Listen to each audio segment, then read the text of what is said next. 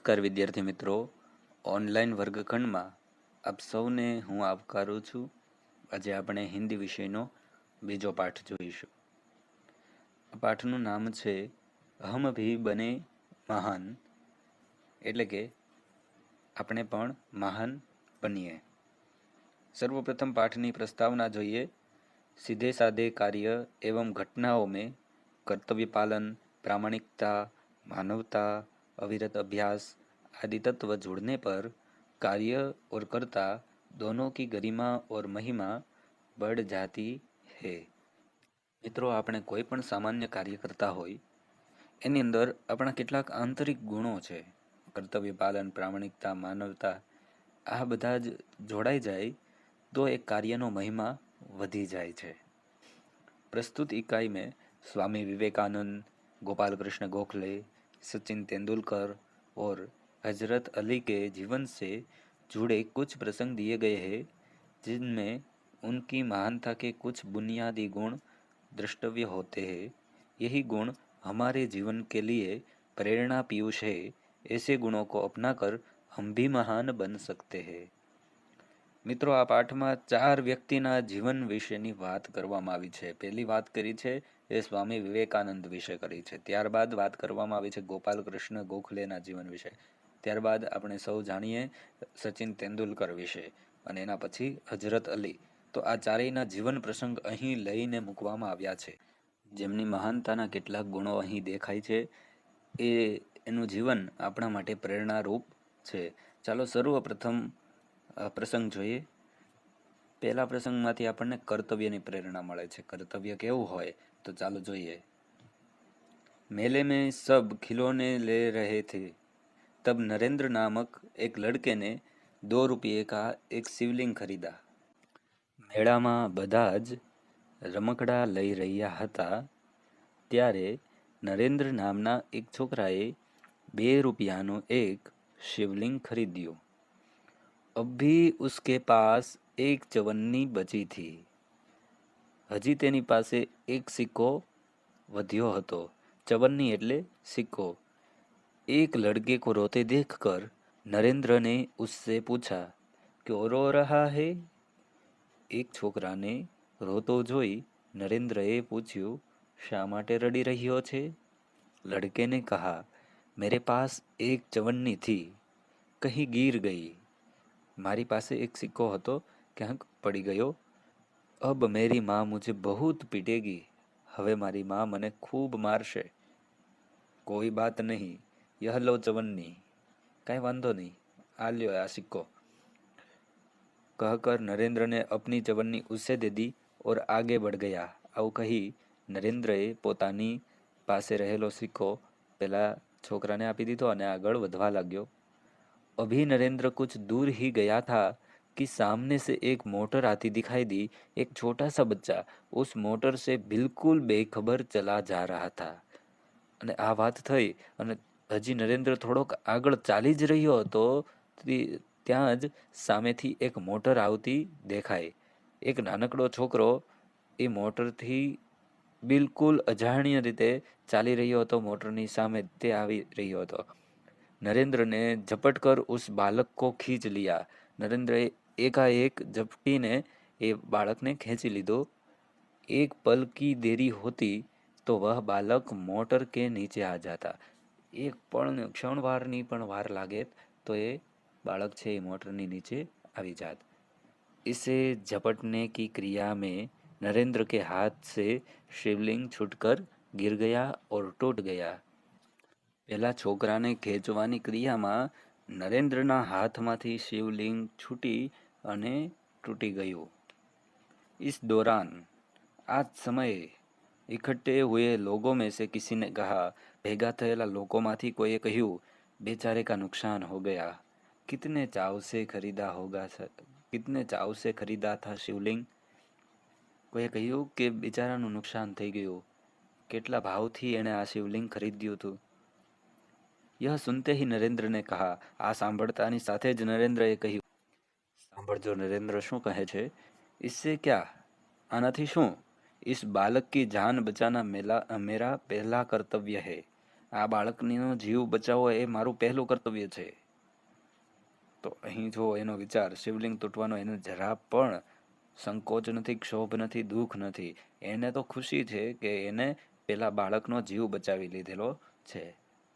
વસ્તુ સે ભી વ્યક્તિ કા જીવન જ્યાદા મહત્વપૂર્ણ है. વસ્તુથી પણ વ્યક્તિનું જીવન વધારે મહત્વપૂર્ણ છે. માનવતા सबसे ऊपर है. मानवता સૌથી ઉપર છે. बचपन से ही ऐसे ख्यालात रखने वाला नरेंद्र आगे चलकर स्वामी विवेकानंद के नाम से प्रसिद्ध हुआ. બાળપણથી જ આવા વિચારો રાખવાવાળો નરેન્દ્ર આગળ વધી અને સ્વામી વિવેકાનંદના નામથી પ્રસિદ્ધ થયો, જેને આપણે સૌ અત્યારે ઓળખીએ છીએ. મિત્રો, સ્વામી વિવેકાનંદ એ કંઈ નાનપણથી જ સ્વામી વિવેકાનંદ નહોતા. એ પણ સામાન્ય જીવન જીવતા હતા, પણ પોતાના ઊંચા ગુણોના કારણે તે શ્રેષ્ઠ બન્યા છે. તો આપણે પણ આપણા જીવનની અંદર શ્રેષ્ઠ ગુણોને અપનાવીશું અને સ્વામી વિવેકાનંદ જેવા બનવાનો પ્રયાસ કરીશું. હવે આપણે બીજો પ્રસંગ જોઈએ. નિયમ સબકે લીએ હે. નિયમ બધા માટે છે. ચાલો જોઈએ એમાં શું છે. बात सन 1885 की है. વાત 1885ની છે. पूना के न्यू इंग्लिश हाई स्कूल में समारोह हो रहा था. પૂનાની ન્યૂ ઇંગ્લિશ હાઈસ્કૂલમાં સમારોહ થયો, કાર્યક્રમ યોજાઈ રહ્યો હતો. प्रमुख द्वार पर एक स्वयंसेवक नियुक्त था. मुख्य द्वार ઉપર, प्रमुख द्वार એટલે મુખ્ય દ્વાર, ત્યાં એક સ્વયંસેવક નિમવામાં આવ્યો હતો.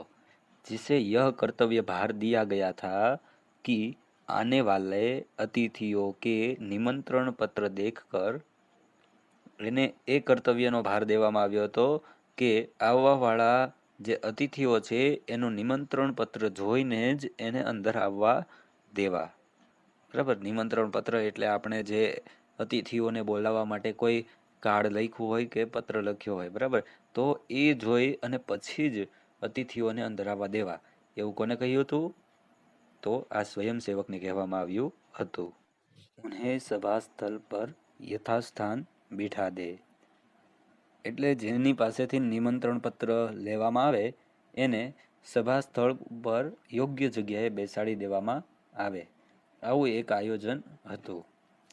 ઉસ સમારોહ કે મુખ્ય અતિથિ થે મુખ્ય ન્યાયાધીશ. આ સમારોહના મુખ્ય અતિથિ હતા મુખ્ય ન્યાયાધીશ, જેનું નામ હતું મહાદેવ ગોવિંદ રાનડે. શું નામ હતું?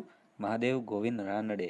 આ કાર્યક્રમના મુખ્ય અતિથિ હતા. આપણે પણ જ્યારે સ્કૂલમાં, શાળામાં કોઈ પણ કાર્યક્રમ થાય છે તો આપણે અતિથિ તરીકે બોલાવીએ છીએ, તો મુખ્ય અતિથિના રૂપમાં હતા महादेव गोविंद रानडे. जैसे ही वह विद्यालय के द्वार पर पहुंचे, वैसे ही स्वयं सेवक ने उन्हें अंदर जाने से शालीनतापूर्वक रोक लिया और निमंत्रण पत्र की मांग की. જેવા એ મહાદેવ ગોવિંદ રાનડે એ પોતે આવ્યા અને વિદ્યાલયના દ્વાર સુધી પહોંચ્યા, તરત જ સ્વયંસેવકે એને અંદર જવા માટે શાલીનતાપૂર્વક એટલે કુશળતાપૂર્વક રોકી લીધા અને નિમંત્રણ પત્રની માગણી કરી. શા માટે નિમંત્રણ માંગ્યો? કારણ કે બધા જ વ્યક્તિ પાસેથી નિમંત્રણ પત્ર લેવામાં આવતો હતો. એટલે આ સ્વયંસેવકે એની પાસે પણ નિમંત્રણ પત્રની માંગણી કરી. હવે રાનડે શું કહે છે? બેટા, मेरे पास तो निमंत्रण पत्र नहीं है. रानडे ने कहा, बेटा मारी પાસે તો નિમંત્રણ પત્ર નથી. क्षमा करे, तब आप अंदर प्रवेश न कर सकेंगे. स्वयंसेवक का नम्रतापूर्ण उत्तर था. माफ करजो, તો આપ અંદર પ્રવેશ કરી શકશો નહીં. આવો સ્વયંસેવકનો નમ્રતાપૂર્ણ ઉત્તર હતો. द्वार पर रानडे को देखकर स्वागत समिति के कई सदस्य आ गए और उन्हें मंच की ओर ले जाने का प्रयास करने लगे. હવે આવી રીતે જ દરવાજા ઉપર રાનડેને જોયા એટલે બધા જ જે સ્વાગત સમિતિના સદસ્યો હતા એ આવી ગયા અને એને અંદર લઈ જવાનો પ્રયાસ કરવા લાગ્યા. પર સ્વયંસેવકને આગે बढ़कर कहा. પણ સ્વયંસેવકે આગળ વધીને કહ્યું, श्रीमान, मेरे कार्य में यदि स्वागत समिति के सदस्य ही रोड़ा अटकाएंगे तो फिर मैं अपना कर्तव्य कैसे निभा सकूंगा. શ્રીમાન, મારા કામમાં સ્વાગત સમિતિના સદસ્ય જો અટકાવશે તો મારું કર્તવ્ય કેવી રીતે નિભાવી શકીશ? कोई भी अतिथि हो उसके पास निमंत्रण पत्र होना ही चाहिए. કોઈ પણ અતિથિ આવે તેની પાસે નિમંત્રણ પત્ર હોવો જ જોઈએ. भेदभाव की नीति मुझसे नहीं बरती जाएगी. આવા ભેદભાવની નીતિ મારાથી નહીં થઈ શકે. यह स्वयंसेवक आगे चलकर गोपाल कृष्ण गोखले के नाम से प्रसिद्ध हुआ और देश की बड़ी सेवा की. આ જ સ્વયંસેવક આગળ જતા તે ગોપાલ કૃષ્ણ ગોખલેના નામથી પ્રસિદ્ધ થયો અને દેશની ખૂબ સેવા કરી. તો અહીં આપણે આ પાઠમાં આ બીજો પ્રસંગ જોયો, તેની અંદર આપણા કર્તવ્ય પાલનની વાત છે.